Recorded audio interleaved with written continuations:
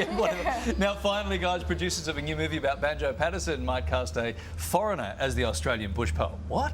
A producer says local stars Chris Hemsworth and Joel Edgerton may have priced themselves out of the market. What do we think about this one? Nat, what do you reckon? Yeah, I don't care. I mean, Australians, you don't really? Australians play foreigners all over the world, and we are so proud of that fact.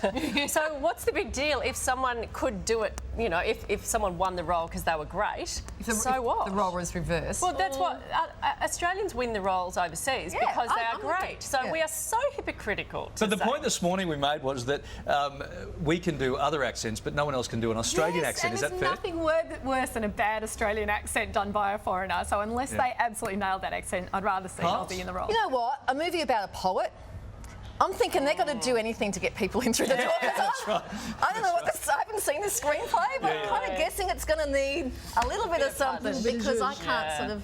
And they're not going to cast, sure, hopefully in today's day and age, they're not going to cast someone with a really bad Australian accent. You would hope, because it'll get panned and no one will go and see it. Well, we just saw Loki, his real name. He's got a good. He was really good. Yeah. He sounded more Australian than Mel Gibson. That could be a start. He's one of the most iconic bush poets, but producers of a new movie about Banjo Patterson are looking at casting a foreigner to play the Aussie author, although the producer of Banjo and Matilda would ideally like Chris Hemsworth or Joel Edgerton. The Aussies are now so famous that they might be, you know, too pricey. Instead, they're considering Americans like James Franco and Casey Affleck, and even British actor Tom Hiddleston, who we caught up with a little earlier on the show. Emma, what do you think? Can a foreigner play Banjo Patterson? Look, I realise Aussie actors obviously play Americans and Brits all the time, but I'm a real fan of the Aussie actor. They're really good. We have so much great talent here, and we just don't have a lot of opportunity for Aussie actors, hence the reason they go over to the US to try and get a good break. But really, has an American or a Brit ever nailed the Aussie accent is my question. It's a hard accent to nail. It's really hard. Consider some Aussies, maybe Todd McKenna. Tom had a nice little audition of his Australian accent. No, I'm hopeless. I'm hopeless on film. What do you think, Todd?